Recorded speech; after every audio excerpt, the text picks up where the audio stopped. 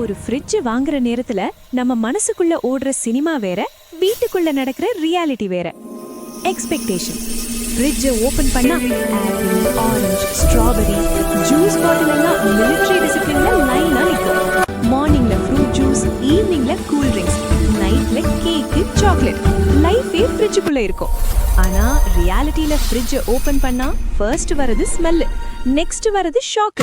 Half lemon, Moon மாதிரி ஐஸா மாறி இருக்கிற வாட்டர் பாட்டில், ஒரு கால் சாம்பார் பாக்கெட், இன்னும் ஒரு கால் மிஸ்ட்ரி.